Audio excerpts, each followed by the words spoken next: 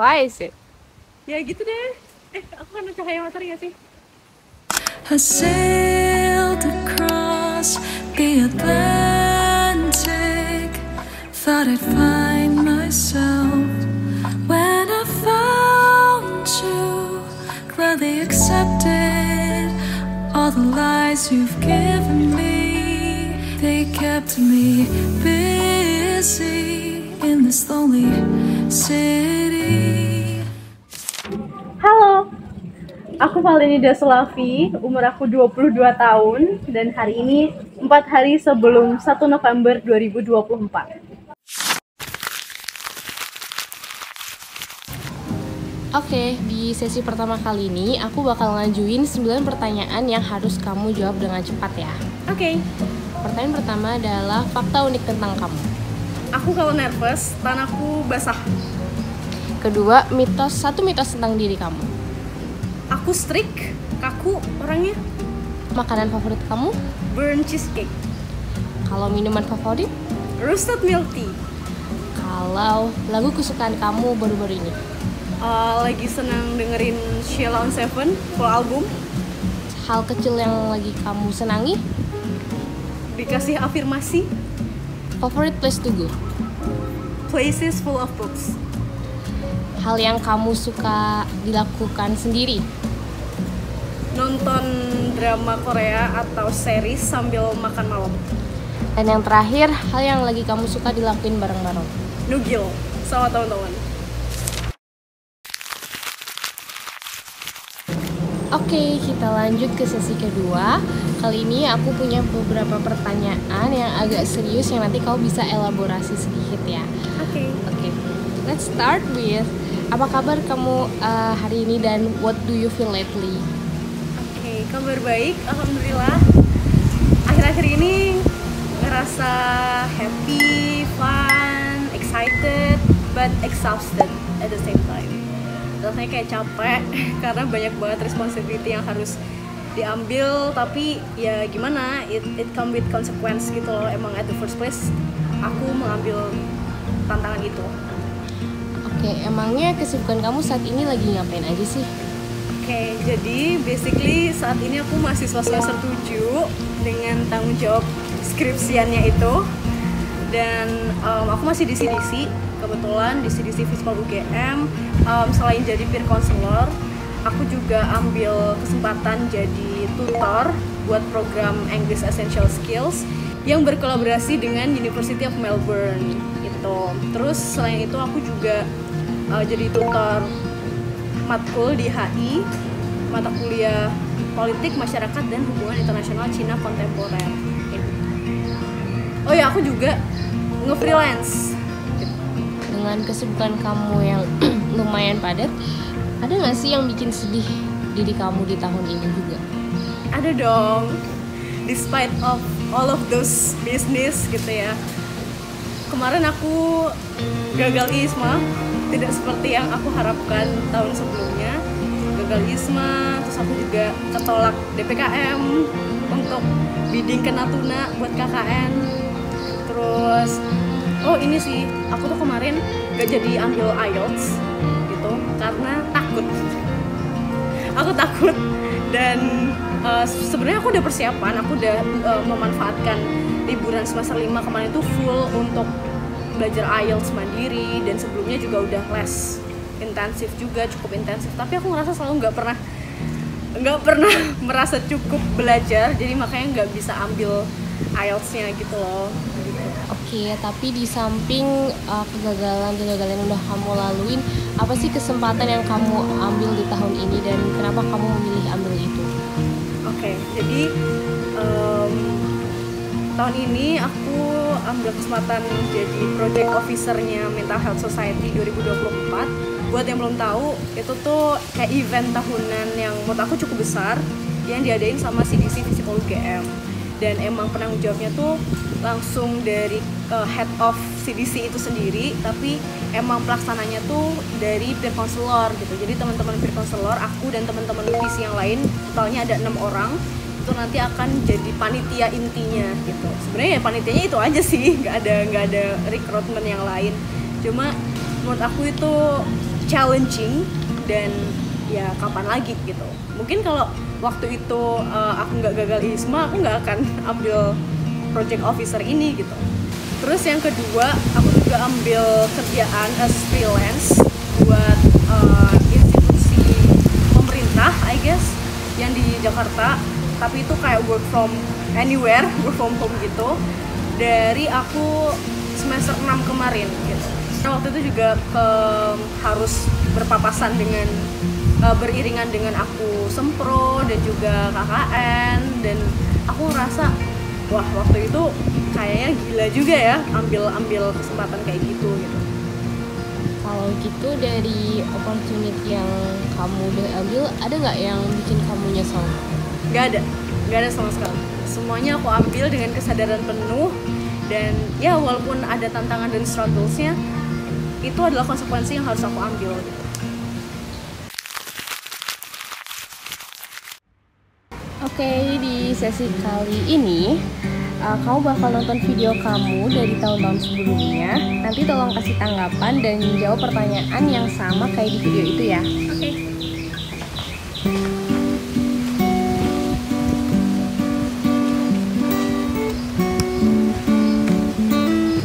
Aku kalah lomba esai 2 kali. Jadi setiap akhir tahun itu kan kita libur akhir tahun semesteran itu, aku ikut lomba esai dan ya gagal, nggak menang satupun, dan aku ngerasa kayak emang tulisan aku sejelek itu ya sampai nggak ada yang menang gitu. Jawabannya enggak, tulisan kamu nggak sejelek itu kok. And guess what? Tahun ini, di awal tahun kemarin, aku sama Lana jadi juara 2 critical essay di PPNS, dan itu adalah salah satu wishlist kita selama perkuliahan ini, yang aku rasa ini kayaknya menjawab argumenku bahwa aku tulisannya jelek deh. Menurut kamu dari kegagalan tahun-tahun sebelumnya, kamu melihat ada pola yang sama atau enggak sih? Jawabannya iya, karena aku ngerasa dari kegagalan kemarin dan kegagalan tahun ini semakin membuat aku yakin bahwa rejection is actually redirection. Gak tahu kapan dan gak tahu gimana caranya, tapi kamu pasti dapat hal-hal yang kamu rasa kamu gak bisa kemarin atau kamu gagal kemarin di tahun-tahun yang akan datang gitu. Gak tahu gimana caranya dan gak tahu kapan, tapi yang jelas di waktu dan cara terbaik yang bisa kamu raih. Tahun depan tuh aku udah mulai sempro, terus KKN, probably magang. Insya Allah kalau diizinkan, aku bakal exchange ke luar negeri. Who knows? Jadi ada beberapa hal yang Valen pikir di tahun lalu, di tahun ini akan dia capai atau akan dia lakukan seenggaknya, yaitu adalah sempro. Ya, kamu lulus sempro kemarin, walaupun dengan cukup banyak revisi ya, which is normal and totally fine, tapi kamu berhasil melewati sempro itu. Lalu ada KKN, ya, kamu berhasil KKN juga di periode kedua kemarin, walaupun nggak di luar Pulau Jawa sebagaimana kamu rencanakan di tahun sebelumnya. Tapi aku rasa KKN kemarin tuh sangat amat meaningful ya, sangat amat memiliki memori tersendiri gitu di aku. Dan kayaknya kalau misalnya aku ke luar Pulau Jawa pun dengan orang-orang yang berbeda, aku nggak yakin apakah aku akan merasa fulfill dan akan merasa happy kayak gitu. Kalian juga melihat kalau aku tahun ini bakal magang. Ya, aku tahun ini magang, termasuk yang DC itu sebenarnya part time sih jatuhnya. Tapi kalau misalnya magang di institusi kayak gitu tuh enggak kayak gitu. Terus yang terakhir adalah exchange. Sayangnya tahun ini aku gagal ISMA, jadi aku nggak jadi exchange. Dan aku juga waktu itu setelah gagal ISMA tuh aku cenderung untuk tidak mengambil opportunity lain gitu loh untuk exchange keluar, karena nggak tahu, rasanya kayak freeze mode aja gitu loh, nggak pengen nyoba lagi gitu waktu itu, karena emang aku rasa ada prioritas lain yang harus aku kerjakan instead of exchange yang mungkin menurut aku waktu itu adalah pilihan terbaik yang membuat aku wah kayaknya bakal lebih keren deh, lebih bagus deh kalau misalnya aku di semester akhir kuliah ini tuh exchange. Padahal pun kalau enggak ya enggak apa-apa, kamu ngelihat Valen 1 tahun ke depan? Oke, Valen 1 tahun ke depan yang aku envision, tahun depan aku berharap aku udah lulus, udah wisuda, dan aku mengusahakan sidang tahun ini kalau bisa, insya Allah. Kalaupun nggak bisa juga ya diusahakan lah ya gitu. Jadi semoga tahun depan kalian udah lulus dari HIUGM. Yang kedua, aku sebenarnya pengen magang di institusi pemerintah maupun non pemerintah, kalau bisa di luar Jogja, biar aku mendapatkan apa ya, lebih banyak pengalaman aja sih gitu. Terus yang ketiga, kalau boleh berharap dan berekspektasi, aku sih pengennya bisa langsung kerja ya, habis dari kuliah, habis lulus kuliah itu pengen langsung kerja. Tapi kalaupun enggak, ya aku juga nggak tahu ini, kayak masih abu-abu juga gitu. Apakah nanti ada opportunity lain yang lebih menarik gitu ya? Mungkin akan ada opportunity untuk lanjut studi S2, mungkin aku juga nggak pernah tahu gitu. Tapi yang jelas aku berharap Valen tahun depan akan jauh lebih happy, jauh lebih bahagia, lebih positif, lebih impactful. Sederhana, tapi menurut aku nggak nyangka aku bisa ngelakuinnya adalah dalam satu hari itu tuh aku bisa jadi banyak orang, jadi banyak peran gitu. Membayangkan diri aku tuh jauh lebih berkembang gitu loh. Aku nggak cuma Valen yang berusia 17 tahun yang takut untuk memulai sesuatu atau takut ikut sesuatu gitu. Iya, setuju. Aku setuju sama Valen tahun lalu, dimana aku bisa membayangkan diri aku jauh lebih berkembang ketika aku bisa menjadi banyak peran di satu waktu yang bersamaan. Dan itu kerasa banget sih waktu dijalanin, kayak oh, ternyata banyak yang bisa aku lakukan ya. Ternyata aku nggak seperti yang aku takutkan ya. Ternyata nggak semenyeramkan itu kok. Ternyata bisa loh untuk punya banyak peran. Valen seperti apa yang membuat kamu kagum? Apa ya? Sama sih, masih sama kayak tahun sebelumnya. Dan tapi lebih ke untuk tahun ini aku lebih kagum dan bangga pada diriku sendiri ketika aku mau dan bisa show up every day untuk terus muncul setiap hari. Gak harus terus-terusan produktif tiap hari, tapi seenggaknya aku menghadapi setiap hari itu, bangun, memilih untuk memulai hari dan gak bed rotting seharian di kamar. Aku tetap self care, tetap makan gitu, tetap mandi, tetap apapun itu. Dan ya, I show up every day. Itu yang membuat aku kagum dan bersyukur at the same time. Apa perubahan dari diri kamu yang kamu rasakan 1 tahun belakangan ini? Menurut aku perubahan yang paling aku rasakan saat ini adalah aku merasa lebih resilient. Dalam artian, mungkin aku menghadapi banyak struggles and challenges dalam kehidupan semester 7 ini gitu ya, kayak banyak responsibility yang aku ambil, tapi at the same time aku tetap memilih untuk menghadapinya gitu loh. Kayak aku tetap memilih untuk gak lari, gak kabur dari apa yang udah aku ambil di awal. Aku memilih untuk bertanggung jawab atas apa-apa yang aku pilih gitu kan. Jadi lebih resilient ketika dihadapkan dengan tantangan dan masalah, tetap dijalanin aja. Terus selain itu aku juga merasa tadi ada pola yang sama dari tahun-tahun sebelumnya.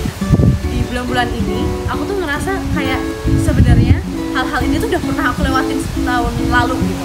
Kayak tahun lalu tuh aku juga organisasi, aku juga nutor, aku juga CDC gitu. Tapi rasanya tuh waktu itu ya capek gitu, capek banget waktu itu. Tapi waktu aku lihat hari ini, waktu kelas balik lagi, aku tuh waktu itu bisa loh ngadepinnya. Kenapa sekarang nggak bisa? Bukan nggak bisa, tapi emang belum bisa waktu itu. Mungkin kemarin kelihatannya gampang, tapi pas dijalanin capek juga, dan itu nggak apa-apa, pasti lewat juga. Apa yang kamu syukuri tahun ini? Yang aku syukuri tahun ini adalah bisa berada di lingkungan yang sangat suportif dan baik gitu ya, berada di lingkungan pertemanan yang mendukung aku untuk tumbuh terlepas ketidaknyamanan yang aku miliki. Aku bertemu sama teman-teman yang ya terus mendorong aku untuk melakukan sesuatu yang bermanfaat gitu, yang positif dan bermanfaat. Contoh sederhananya adalah ya dengan belajar bareng, skripsian bareng, itu menurut aku penting dan diperlukan gitu. Kedua adalah aku bersyukur karena aku dipertemukan dengan orang-orang baik gitu selain teman-teman aku. Jadi kemarin tuh sedikit cerita, aku ketemu sama Ramsa, dia anak HIUGM 24 yang ketemu aku pas celebration. Jadi yang MHS 2024 itu salah satu rangkaian acaranya adalah celebration tentang merayakan kegagalan. Nah dia ini datang dan menyapa aku gitu ceritanya. Terus aku kaget dong, aku nggak familiar dengan wajahnya gitu, tapi dia kelihatan sangat excited untuk ketemu aku dan kita ngobrol-ngobrol. Ternyata dia tahu aku tuh dari YouTube gitu, dan dia tahu aku dari SMA, di SMA. Feel so grateful that video aku itu bisa sedikit memotivasi teman-teman yang lain untuk masuk ke HIUGM terutama. Terus selain itu juga aku bahkan masih ingat komentar pertama dari non-mutual, bukan teman aku yang aku kenal, itu di YouTube. Itu tuh bulan November tahun 2022 dari Nashwa. Nah, itu aku bener-bener kayak excited banget gitu loh, kayak oh my god ada orang lain yang notice video aku, atau ternyata video aku muncul loh di timeline mereka gitu, dan merasa itu bermanfaat buat orang lain, itu sesuatu yang meaningful buat aku kayak gitu. Dan dari cerita-cerita itu tadi aku ngerasa mungkin gak banyak dari mereka yang sadar bahwa orang-orang seperti Rafsa, Nashwa, Tati, Dini, Dina, dan semua teman-teman yang mendukung aku itu tuh juga yang menjadi alasan aku untuk terus konten dan berkarya di YouTube gitu loh. Dan ya aku berharap bisa lebih konsisten lagi untuk membuat konten-konten yang lebih bermanfaat lagi ke depannya. Itu sih hal-hal yang aku syukuri. Hari ini channel aku udah 934 subscriber. Yang mana dulu my birthday vlog last years itu 63 subscriber, dan 1 tahun setelahnya 934. Oke. Tahun lalu jumlah subscriber aku 934, dan tahun ini jumlahnya adalah 1756. Apa harapan buat channel kamu ini? Sama kayak yang udah aku sebut tadi sebelumnya, aku berharap channel ini bisa lebih bermanfaat bagi orang dalam lingkup yang lebih luas, dan juga lebih punya makna gitu, nggak cuma buat aku sendiri tapi juga buat orang lain yang benar-benar membutuhkan ini gitu ya. Terus aku berharap channel ini bisa jadi kind of reminder untuk diriku sendiri sebenarnya, gimana aku dulu starting pointnya tuh nggak langsung 1000, nggak langsung 2000 atau 100.000, tapi aku dari 1 gitu, dari 1. Jadi jangan pernah compare with others creators yang emang udah day 1000-nya mereka, udah hari ke 1999-nya mereka dengan hari kamu ke 30 misalnya, karena nggak akan sama, nggak usah dibandingkan. Apa wise advice kamu buat kalian tahun depan? Wise advice,